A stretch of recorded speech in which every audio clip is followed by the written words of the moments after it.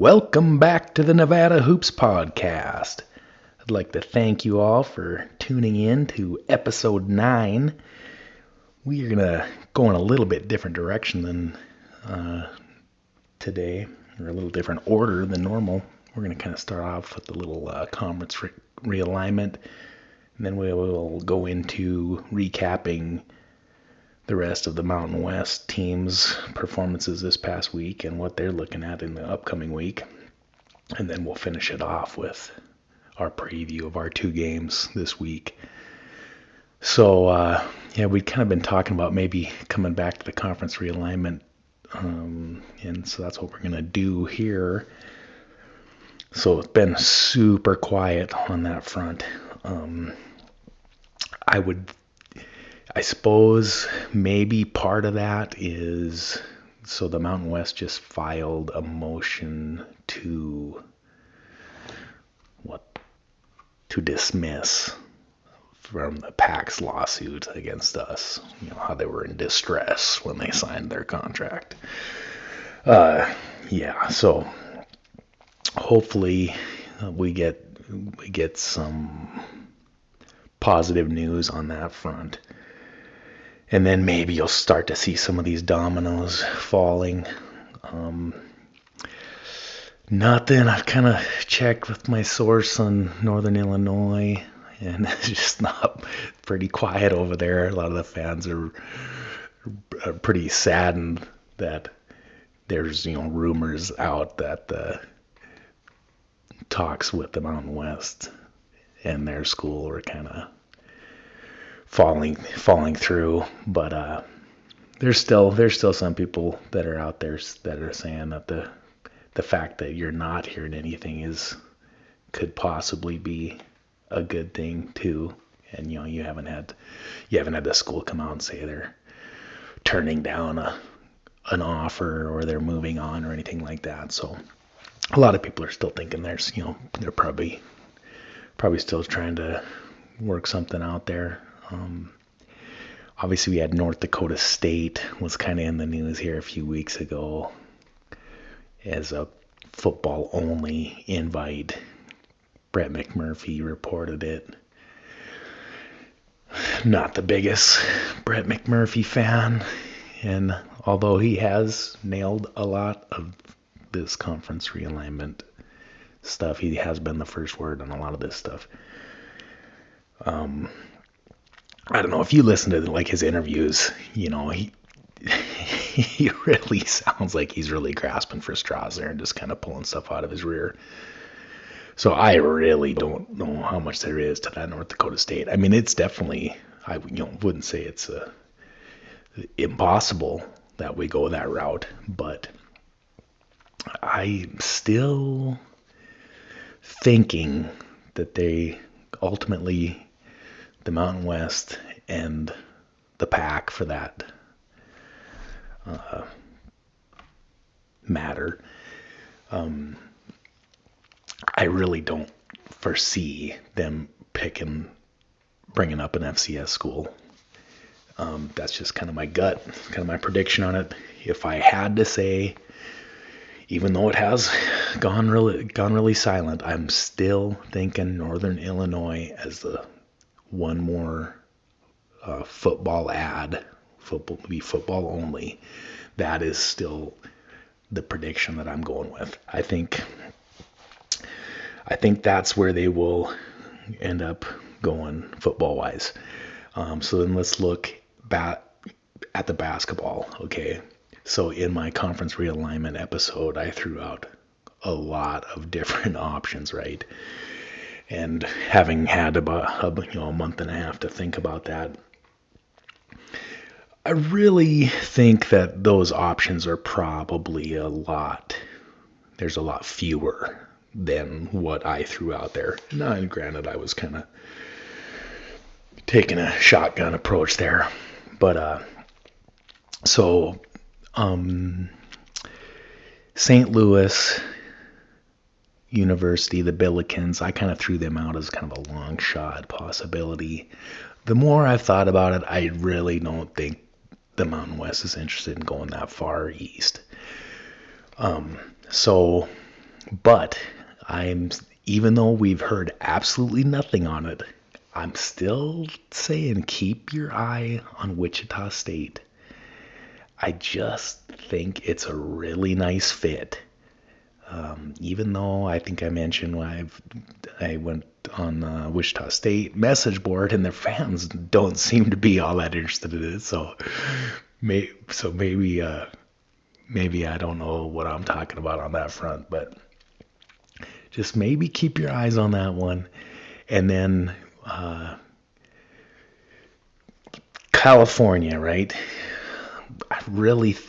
You got to really think that they're gonna add a school in California. Okay, so let's kind of look at. So right now we got the 8 full members, and then we got Grand Canyon coming in for sure. So we're gonna in the future we're gonna have 9 basketball schools, right? So that only leaves you with 16 games for your conference schedule. And I don't think anybody in this time with the conference expansion and conferences going to 20 game schedules, I don't think the Mountain West is going to be super excited to have their teams out there having to search for that many non-conference games every season. So you'd have to. I'm really thinking that they're at least going to add one more school. Okay, so let's say the Wichita State thing, we'll leave that out of it. It does or doesn't happen. I still think they're looking at one California school. The more I've thought about those West Coast teams that are in the Bay Area, it just doesn't really seem like that's where Gloria Navarre is. Like that's kind of her focus, right? To me, I'm just thinking that those smaller private schools with their high school gyms, I just don't think that's where she's focused. And so I think I had them as my number one school, at least from the Big West, as potential ads, UC Irvine.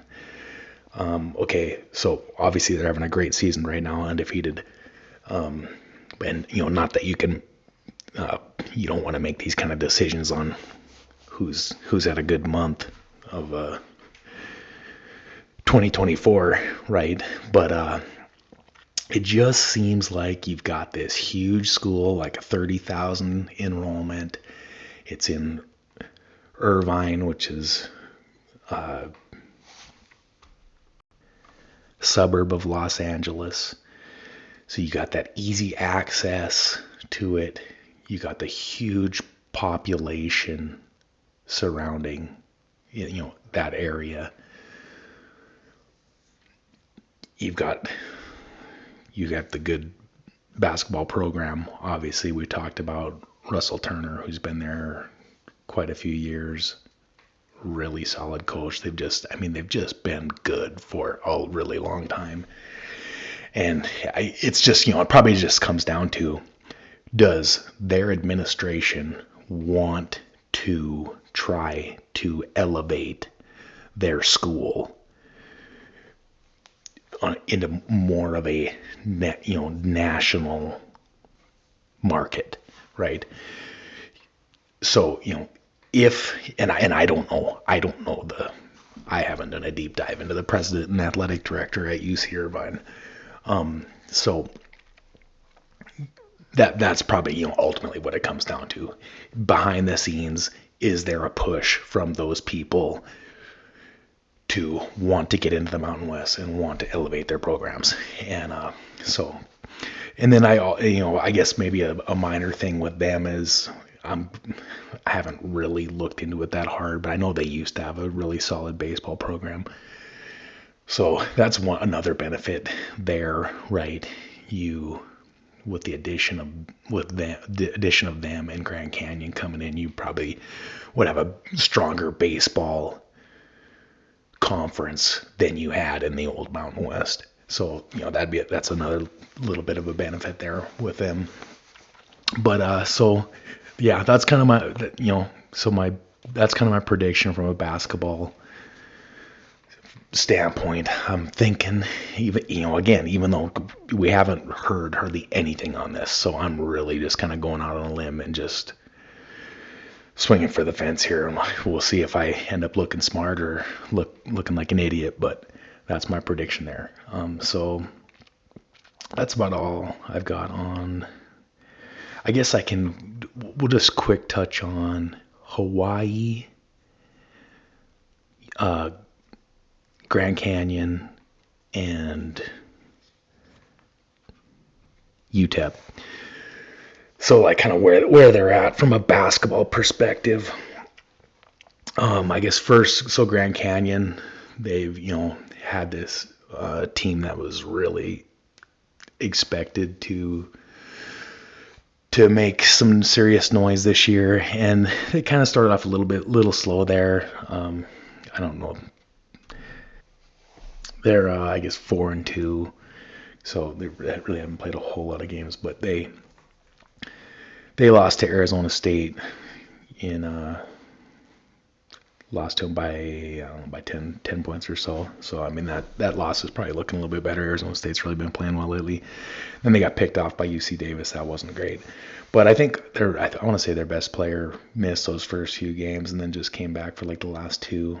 And in their last game they did beat Stanford fairly handily. So I think you're going to see them kind of settle in and dominate the WAC this year, and they'll make it to the tournament and going to be a dangerous first round opponent for whoever draws them. But so I think things are looking fine for them. Just kind of looking into the future with their program. So Hawaii and UTEP, they're kind of really, when I analyze them, they're kind of really similar situations where they've had. So Joe Golding, UTEP's coach, he's been there for, I want to say this is like year 4. And then the Hawaii coach, whose name escapes me, he's been there for longer. He's been there for like 9 years or something like that, at least I want to say. But I think in both scenarios, both schools have like a winning record right now, but and they're not bad, but they're just not good enough. And my guess is you're probably going to see both schools move on from those coaches probably this coming off season, with just because they know that they're going to be making a big step up in conference affiliation, and they just, I think the writing's on the wall that they both need better head coaches. And so I just kind of maybe a little bit of lame duck seasons there for both those schools, in my opinion. I mean, just like with like Hawaii, I think I don't know if I suppose they do it like every year, right? Because they're out on the island, and they probably try to limit their travel in the non-conference. So they've played 3 Hawaii D2 schools, and they've like barely beat like each one of them. I mean, that's just, I guess it could be worse. You could lose to them, right? But I mean, you're obviously not at the level that you need to be if you're just scraping by against the D2 colleges out in Hawaii, right? And with UTEP, I've watched them a couple times this year, and I actually was expecting them to be decent this year, but they suck. So I guess we can move into the Mountain West Conference schools and just kind of tell you what they've been doing. And as we like to start off with, Fresno State Bulldogs. They lost to Washington State and Cal Baptist this past week. I tell you what, I don't even know where to start, right? It's just terrible. We'll see if they can. Well, they're not going to get on track. So with the Mountain West expanding to the 20-game conference this year from the 18 that we had previously, you're seeing a lot of majority of the schools when we go through these previews for this upcoming week are going to be, they've got conference games coming up here Wednesday. And that is the case with the Bulldogs, as they'll be at home taking on the San Diego State Aztecs. So they'll get drilled right there. And then they're on the road against Santa Clara, who's been a just bizarre team this year, right? Just, they've had really poor performances, and they've had some really nice performances. So you absolutely do not know what you're going to get from Santa Clara. And either way, they'll get plenty to get by Fresno, that's for sure. But so yeah, Fresno's just terrible. I don't even know what to say. Moving on to Wyoming. So Wyoming got a very close victory over Tulane, down at Tulane. So that was a nice win. And then they lost a close one to Loyola Marymount. Really battled back in the second half to make it a close game. So kind of the same thing we've been saying with Wyoming. These Sundance Wicks has just got them really, really battling and fighting. And, it looks like they're, doing about as well as you could hope for from that squad. And so they've only got one game this coming week, and they are going to be heading to Logan to take on Utah State on Wednesday. So that'll be kind of a fun one. And then we move on to Air Force, the most disappointing team in the Mountain West this year. So, like, what is going on over there? Okay, I know I keep saying Bo Becker hasn't played, right? He played like a few minutes in that first game and then limped off the court and hasn't been back. So, I mean, it's like, yeah, that sucks if you're Air Force, right? You lose your best player, but I am sorry. You have got to be able to beat these teams that, they tried to schedule the crappiest schools in Division I to try to pad their record, right? And they're just like losing all these games. They lose to Sacramento State at home. Are you kidding me? That just should never happen. Should never happen. That's Sacramento State program is in disarray. Their head coach just left in the offseason to go take an assistant job at like LSU or something, right? Just terrible. So they elevate an assistant, and he actually hasn't playing better, but still.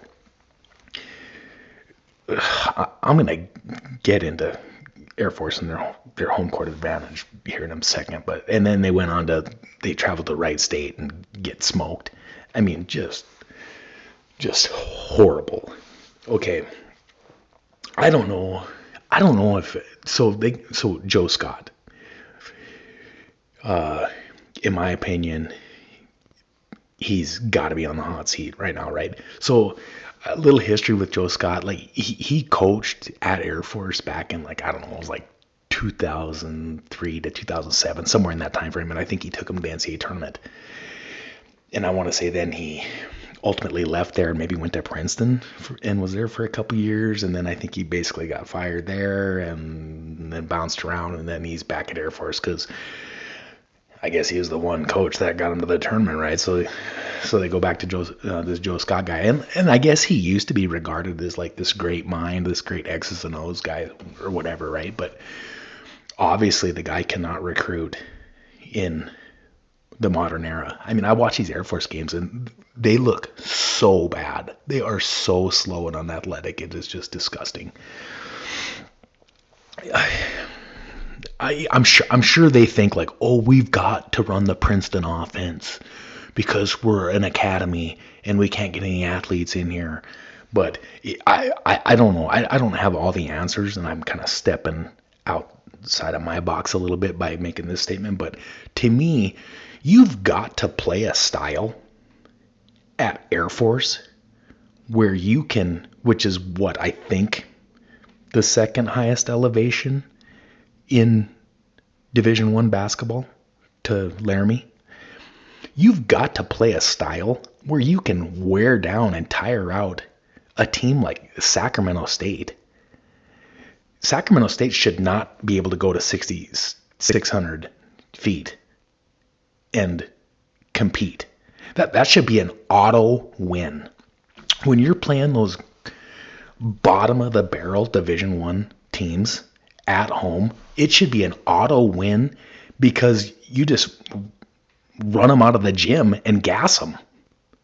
But because their style is just so slow and methodical and just disgusting, they can't even tire these teams out, and they keep getting worked by all these PUD teams, and it's absolutely pathetic. And I've spent way too much time talking about it, but it's just disgusting.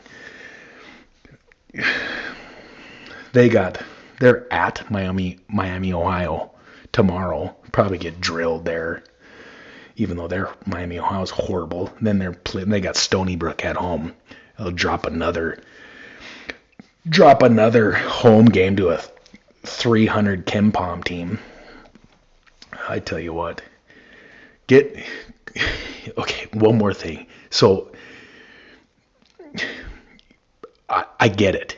It's not easy to recruit great basketball players to Air Force. Okay. But there's a lot of other military academies out there. Navy, Army, VMI, Citadel, probably some others that I don't know. You should, at Air Force, for the sole reason that you play in the Mountain West, you should be able to dominate all those other schools and get those kids that are the type of kids that are looking at playing basketball at a military academy. You should absolutely get your pick of the litter. And so, I understand that you don't have the NIL dollars, or you supposedly they can't offer that at the academies. But there's still other advantages there with roster size and the Air Force prep. They can bring in a lot more kids, overall, and they should have a lot better depth than what they have there. Joe Scott obviously cannot recruit in this modern age, okay? And all he does is make excuses, or, oh, my best player left.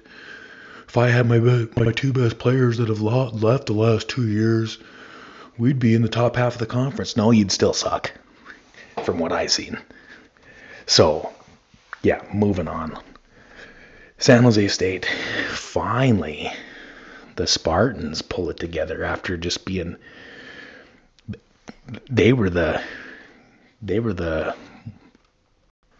whipping boy for the conference there for the first few weeks, now it's obviously Air Force. But so San Jose State, 3 wins. UTEP, NC Greensboro, and Long Beach State. So maybe it just took Miles a little bit of time to finally whip those boys into shape. That's 3 really nice victories there for the Spartans. They have one game this coming week, and that is at New Mexico on Wednesday. So that'll be a fun one. I have to try to check that game out. But yeah, I know things are looking up for the Spartans. CSU, coming the previous week, on that terrible loss to Riverside, they bounced back a little bit with a fairly competitive loss to Washington, and then they beat TCU 76-72. Looks like TCU's not that great this year, but they were expected to be decent. And either way, you definitely are happy that CSU was able to knock off a Big 12 school right there. That's really nice development. They've got Loyola Marymount at home on Wednesday, and then Saturday they have the rivalry matchup with the University of Colorado on Saturday. So those be a couple really interesting games for CSU, who when I watch them they do not look impressive to me, but these are going to be 2 games that are going to be winnable. It's going to tell us a lot at where CSU is at after these 2 games. San Diego State, holy cow, did they just really saved this. Not It's funny how one win can just really elevate a mid-major conference, right? And that's what San Diego State was able to do yesterday. But so they first were able to knock off Creighton early in the week, and then they had a fairly competitive loss to Oregon, who won that MTE. And then they played Houston, number 6 ranked Houston Cougars, and SDU knocks them off 73-70. Just a really nice win. I have to admit, and this was even before they defeated Houston yesterday, I've watched quite a bit of San Diego State this year, and they are better than I thought they were going to be. I will give them that. They've got some athletes out there. They seem to have, unless they're just getting lucky with their shooting right now, this seems to be a better shooting Aztec team than we've seen in recent memory. So that's an interesting development. So we'll see if they can sustain that. But really nice week for the Aztecs, in all honesty, getting 2 big wins there over Creighton and Houston. So they have a conference game coming up here on Wednesday at Fresno. Shouldn't be too difficult for them. And then they've got a home game against University of San Diego on Saturday. UNLV, they are just kind of on the struggle bus right now. I was going to try to find out some information on Rob Whaley to see what's going on there, but I forgot to do that. So we're still kind of a lot of question marks on what is going on with him, and I really think that's hampering them. They played a MTE in Tempe, got drilled by Mississippi State, and then they were in a pretty competitive game with Northwestern, lost 66-61. But I don't know. Rebels, we'll just see if they can get healthy, and then see how it goes. They are off until this coming Saturday at Creighton, so that could be interesting. Creighton's got some injury issues going on too, so we'll see how that goes. Utah State, undefeated Utah State Aggies. They got knocked off St. Bonaventure and a very solid North Texas team this past week in their little 4-team MTE. So a couple decent wins for Utah State there. They are, as far as upcoming this Wednesday, at home against Wyoming. And then they are on Saturday at home against Utah Tech, otherwise known as Dixie State. Yeah, so Utah State, I guess what more can you say? They're taking care of business. We'll run through the Ken Palm ratings here as soon as I go through the rest of these teams.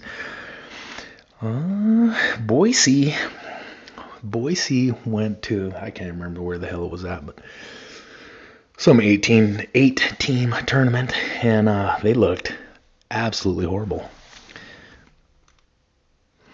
They started off that tournament with Hampton. I remember we were kind of joking around about what Hampton's mascot was, and I'd actually heard it, and then I forgot it again, so whatever. But they'd get by Hampton in not a very unimpressive fashion, and then they played South Dakota State, and they dang near lost that game.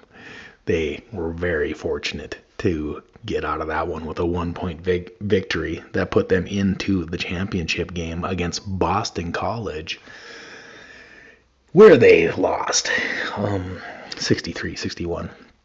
And you're probably thinking, oh, well, they lost to Boston College. They're in the ACC. They're tough. No, they're actually terrible. Because after that tournament championship victory over the Broncos, they went back home to face mighty Dartmouth and lost. So, yeah, really bad look for the Broncos dropping that one. But they think they're the greatest team that's ever happened upon the Western United States. So we'll see if they can get it together. They've got Utah Tech coming up on Tuesday and then Wazoo on Saturday.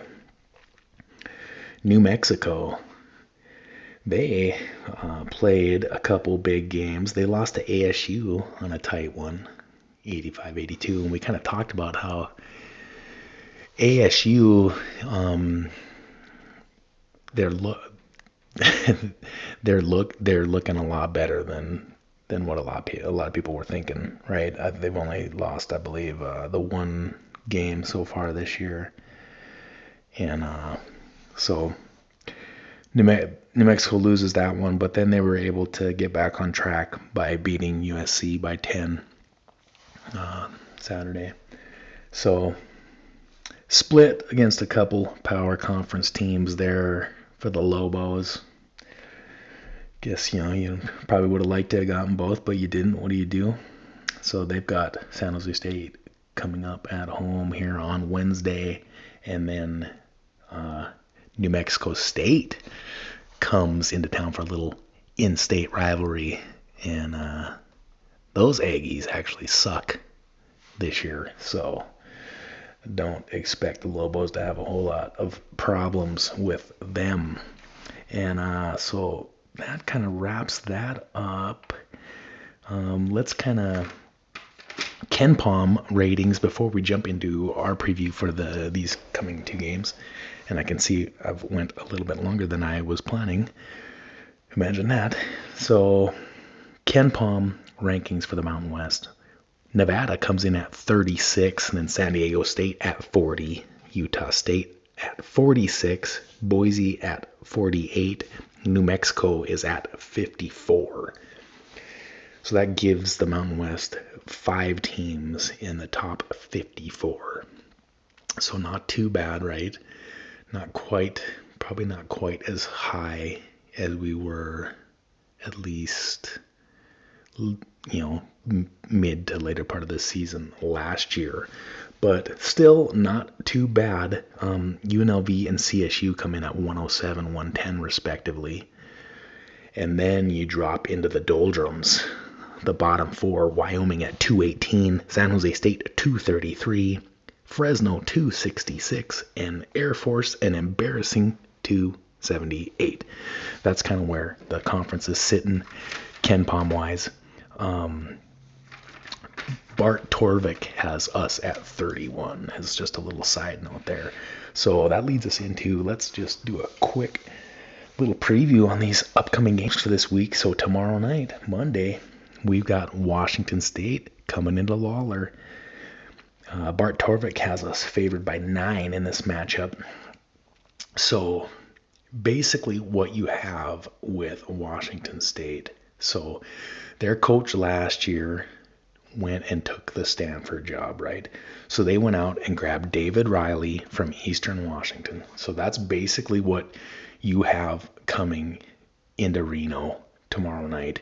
You've got last year's Eastern Washington team, which won the Big Sky in the regular season, if I'm not mistaken, and then were not able to get the job done in the tournament and got knocked off.